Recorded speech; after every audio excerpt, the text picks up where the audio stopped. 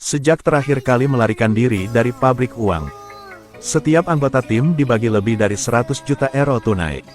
Sejak saat itu memiliki kehidupan bebas yang kaya. Polisi telah melacak mereka selama 2 tahun terakhir.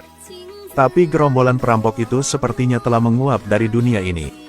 Tidak ada informasi tentang mereka juga. Semua anggota grup telah pindah ke negara favorit mereka. 2 anggota pertama adalah Tokyo dan Rio. 2 orang membeli sebuah pulau kecil, menjalani hidup tanpa kekhawatiran. Tapi seiring waktu, Tokyo perlahan kehilangan vitalitasnya. Dia merasa bahwa dia tidak tahan lagi dengan kehidupan yang membosankan ini. Jadi berniat untuk kembali ke kota. Sebelum pergi dia mengucapkan selamat tinggal kepada semua orang di pulau itu. Rio bahkan memberinya telepon satelit. Mereka saling menghubungi setiap 3 hari. Tidak tahu bahwa itu telepon ini membawa mereka bencana besar tak berujung. Kembali ke kota, Tokyo merasakan rasa kebebasan yang melekat. Dibandingkan kebosanan di pulau, dia lebih suka perasaan kebebasan di tempat yang kacau ini. Tapi 3 hari kemudian, dia menelepon kembali ke Rio, tanpa mengetahui bahwa bisnis yang menjual telepon satelit telah lama dikendalikan oleh polisi. Dalam sekejap koneksi 2 orang telah dilacak oleh polisi. Rio masih dengan manis bertanya pada pacarnya sekarang. Tiba-tiba ditemukan di laut sebuah kapal patroli yang melaju. Kapal polisi. Lari, Tokyo, mereka telah menemukan kita. Namun tidak mudah di pulau ini untuk kabur dari kejaran polisi. Tepat setelah itu dia ditangkap. Tokyo di sini juga melarikan diri. Minta anak anjing untuk memegang telepon dan melarikan diri. Tapi pengejaran polisi belum berakhir. Untuk sesaat, dia telah mencapai tempat yang aman. Ingat apa yang dikatakan profesor kepada mereka.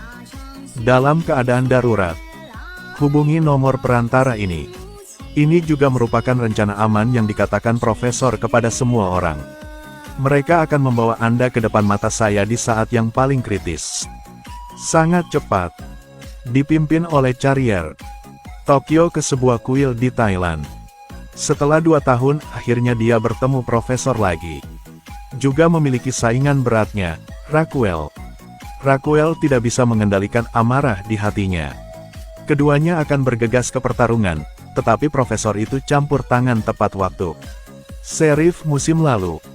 Tapi sekarang menjadi istri seorang profesor yang memimpin geng perampok bank. Sebelum bisa mengatakan sepatah kata pun, Tokyo melompat masuk. Profesor itu tahu sebelumnya, jadi dia bergegas menghentikannya. Lalu Tokyo mengatakan tujuannya. Dia ingin profesor membantunya menyelamatkan Rio. Tapi masalahnya sekarang adalah, mereka bahkan tidak tahu di mana Rio berada. Sudah tahu itu tapi sama sulitnya dengan pergi ke surga untuk menyelamatkan. Tapi untuk menyelamatkan kawannya, profesor mengirimkan sinyal untuk memanggil semua orang. Tetapi orang-orang ini awalnya mengira profesor menelepon untuk berbicara. Tetapi ketika profesor mengatakan tujuan sebenarnya, mereka tampaknya mengabaikan. Denver mengatakan dia hanya ingin membawa keluarganya ke sini untuk bermain, daripada mempertaruhkan nyawanya untuk menyelamatkannya. Profesor segera mengetahui bahwa mereka tidak akan bekerja sama dalam menyelamatkan nyawa. Tahu ambisi miliarder mereka. Jadi dia melanjutkan pekerjaan lamanya. Melalui penyelamatan ini, dapatkan beberapa pon emas lagi. Segera tahu bahwa mereka telah dimanipulasi secara psikologis. Mereka memutuskan untuk pergi menyelamatkan Rio bersama. Barisan tim yang dulu jaya sekali lagi berkumpul. Meskipun tidak tahu di mana dia dikurung. Tapi itu tidak masalah. Karena profesor merencanakan perampokan lagi. Memaksa polisi untuk menyerahkan Rio. Dan kali ini mereka bermain lebih besar dari sebelumnya. Targetnya 90 ton cadangan emas di bank negara. Itu mimpi Berlin. Awalnya mereka berencana merampok emas Berlin. Tetapi profesor merasa itu terlalu berbahaya. Makanya dia menurunkan target merampok pabrik percetakan uang. Sekarang demi Rio juga demi Berlin. Sang profesor memutuskan untuk melaksanakan rencana yang tampaknya gila ini. Bersama-sama mereka pergi ke kastil yang ditinggalkan. Menemukan saudara laki-laki Berlin, Martin. Undang dia untuk menjadi kapten dari pencarian ini. Staf yang lengkap. Berikutnya adalah pertanyaan yang paling penting. Bagaimana mereka melewati ribuan keamanan untuk masuk ke Bank Nasional? Profesor memberikan jawabannya. Menciptakan kekacauan. Kalau balon udara besar terbang di langit di atas kota. Gambar di atasnya adalah simbol topeng para bandit. Semua orang menganga saat melihatnya. Detik kemudian,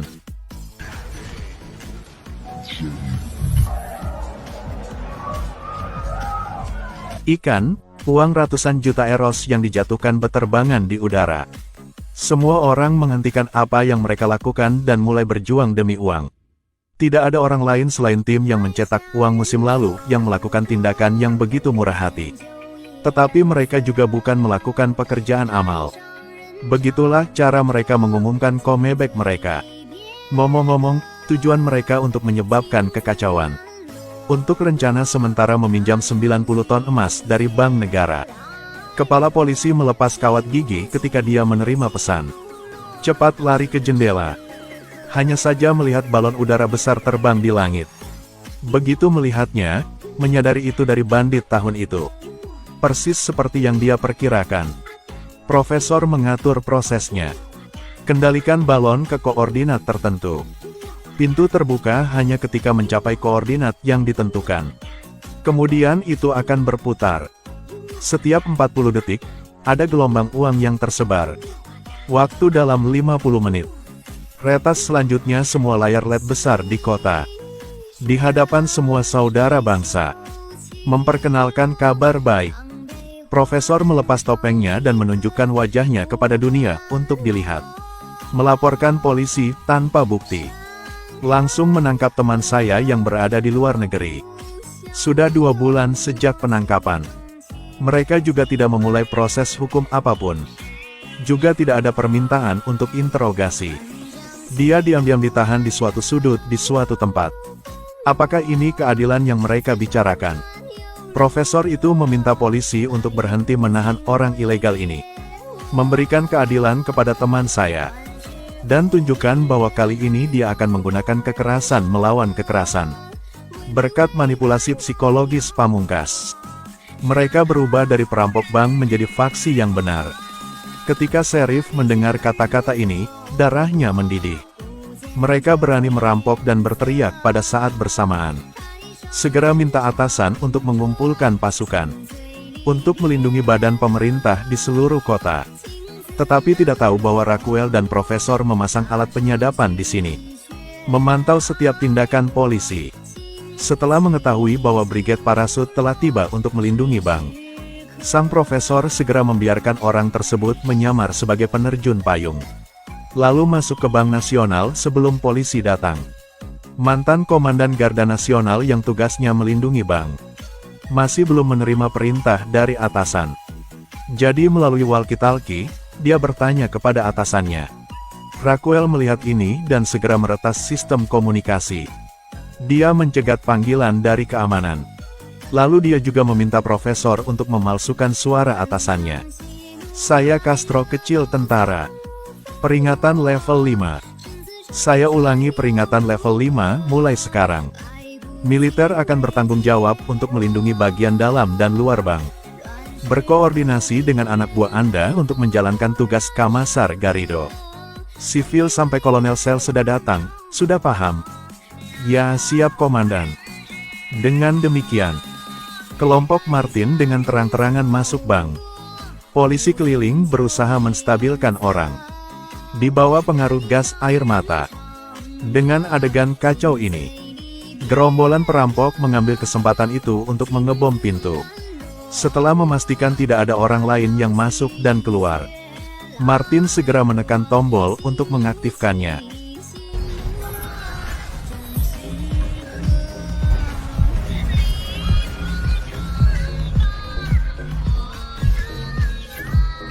Pencurian telah resmi dimulai. Bankir keamanan mengira mereka sedang diserang. Segera blokir semua pintu masuk. Setelah bank mengaktifkan peringatan merah. Dan akan mengubah dirinya menjadi benteng yang tak tertembus. Mereka dengan aman memasuki bunker dan menjalankan tugasnya. Jadi, gerombolan perampok mulai mengatur untuk mengendalikan situasi. Komisaris Martin punya dua berita untuk mereka. Berita buruknya adalah Bank Spanyol telah diretas. Kabar baiknya penyerangnya adalah kami, Kek. Para sandera mendengar bahwa mereka ingin melarikan diri. Tetapi bank telah berubah menjadi brankas raksasa. Ini merupakan tahap kedua dari rencana tersebut. Tokyo dan Nairobi akan menangkap karakter utama. Itu Presiden Bank. Selain dia ada 5 pengawal pribadi. Tokyo awalnya berpura-pura menjadi letnan untuk mengajak Presiden pergi. Tanpa diduga, pihak lain bersikeras untuk tetap tinggal di kantor. Keduanya dengan enggan memaksa mereka pergi. Tetapi ketika berjalan ke lift, Presiden telah lolos dari kendali Tokyo. Tidak ada lagi sandera di tangannya. 5 bodyguard menembak gila-gilaan bom.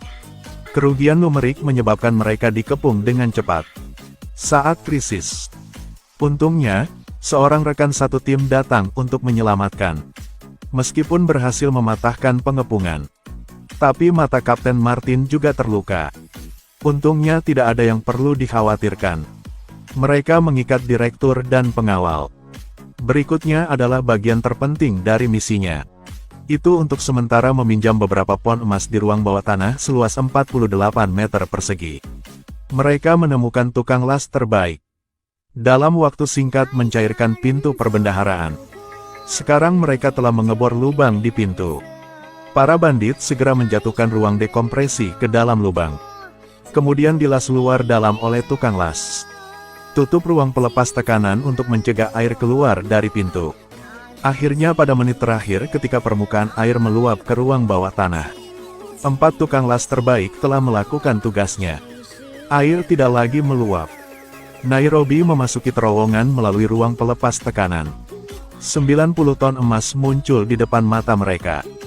Pada saat yang sama, badan intelijen telah tiba di tempat kejadian. Dia menemukan mobil perampok dengan logo Brigade Parasut. Itu sebabnya komunikasi mereka segera disadap. Jadi segera beritahu mereka untuk mengumpulkan semua telepon. Ini membuat kelompok profesor tidak bisa menguping lagi. Jadi pun tidak tahu kapan polisi akan bertindak. Memanggil kolonel. Agar tidak terlacak oleh mereka. Dia memanggil anggota tim. Kemudian anggota tim akan memasangkan kedua ponsel lama. Memasukkannya ke dalam kotak. Biarkan pengendara sepeda untuk berkeliling kota. Polisi tidak dapat menemukan. Tetapi kolonel tidak mengatakan apa-apa kepadanya. Dialami dari terakhir kali. Dia tahu mereka tidak akan menyakiti para sandera. Jadi ultimatum diberikan. Kenakan topeng, ambil pistol dan bersiap untuk bertarung. Aku akan menembak tengkorakmu. Sepertinya kolonel dari bagian ini juga seorang petarung yang tangguh. Menghadapi tindakan keras polisi ini, mereka harus cepat mendapatkan apa yang ada di lemari besi. Tapi hanya presiden yang tahu kata sandinya. Tapi dia adalah orang yang berprinsip. Menghadapi gerombolan bandit tanpa rasa takut. Denver dengan marah mendorongnya. Tapi dia ceroboh, menggunakan terlalu banyak tenaga, jadi dia jatuh pingsan.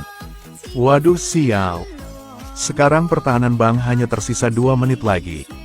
Tidak ada waktu lagi. Karena polisi akan langsung menyerang jika waktu habis. Momen penting ini.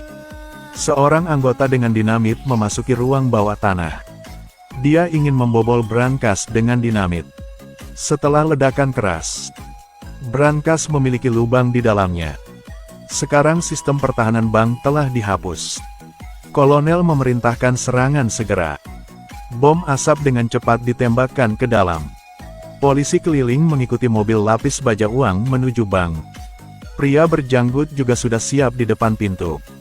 Pada momen penting, Denver keluar dengan sebuah kotak di tangannya. Melihat apa yang ada di tangannya, kolonel memerintahkan untuk segera menghentikan serangan itu. Beberapa saat kemudian, semua pejabat senior mengadakan pertemuan mendesak. Mereka dengan cepat tiba di markas. Ternyata, di dalam koper itu ada dokumen yang tidak bisa dibuka. para skandal pejabat tinggi, dan sisi gelap Kementerian Dalam Negeri. Hal-hal yang luar biasa dirahasiakan. Kalau saja beritahu pihak luar, akan dikutuk oleh seluruh dunia. Untuk keluar dari krisis secepat mungkin, polisi telah memanggil negosiator top, ditemani oleh kaki tangannya Rio. Tapi dia tidak terburu-buru untuk bernegosiasi dengan para bandit, tapi langsung hubungi Profesor. Dia sangat mengenal rekannya Raquel.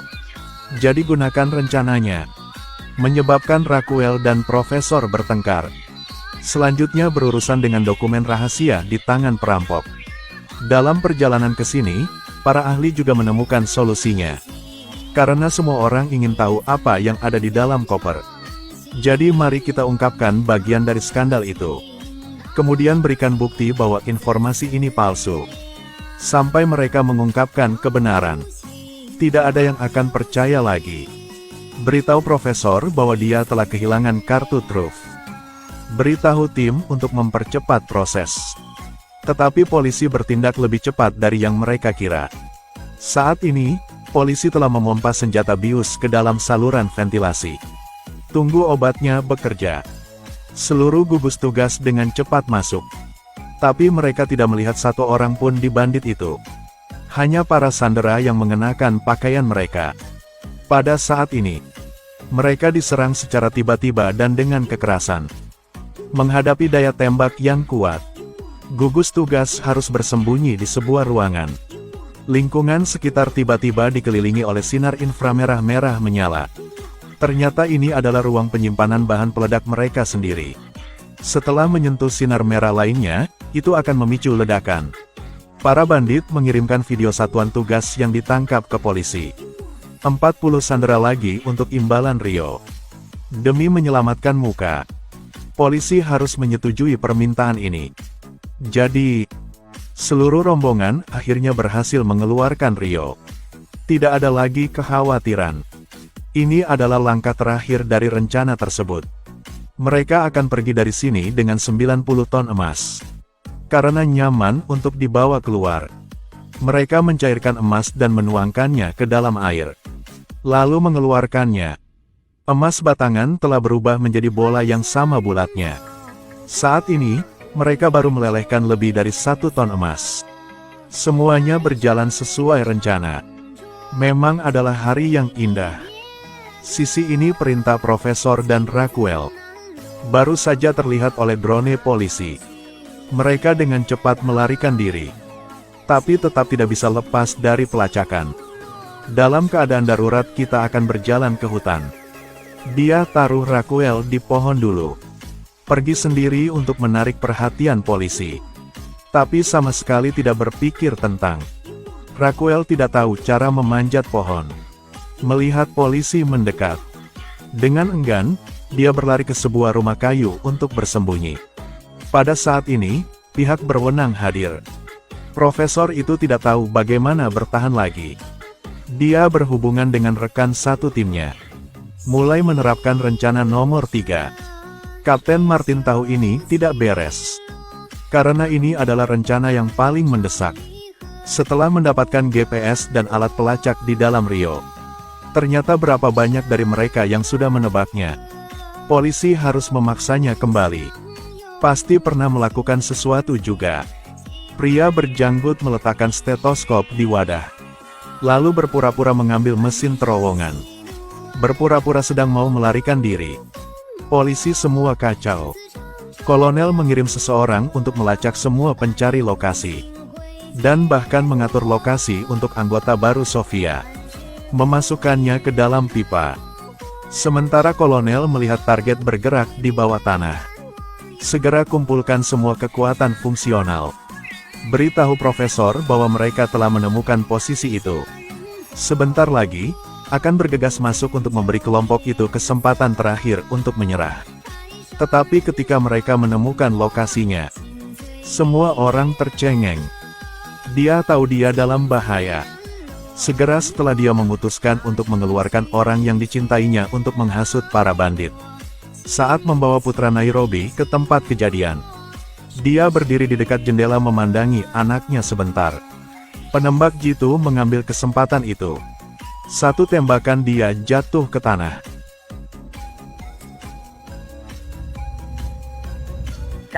Tetapi ketika mereka sibuk menyelamatkan orang, polisi masih melakukan penyerangan.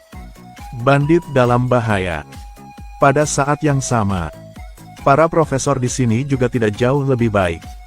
Polisi memberikan 10 juta dolar. Raquel ditemukan oleh orang-orang di sekitar.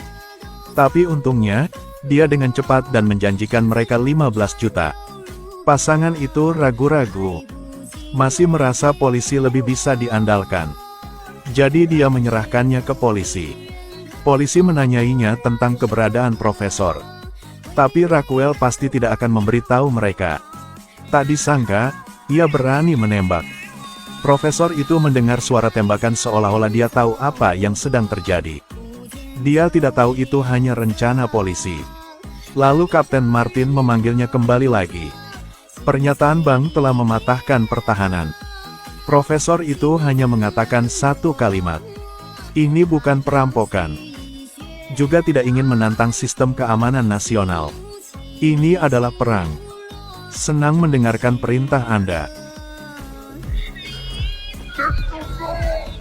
Bersiap untuk pertempuran level 2. Semua orang bersiap-siap untuk memasuki mode pertempuran. Tokyo yang marah membawa senjata roket.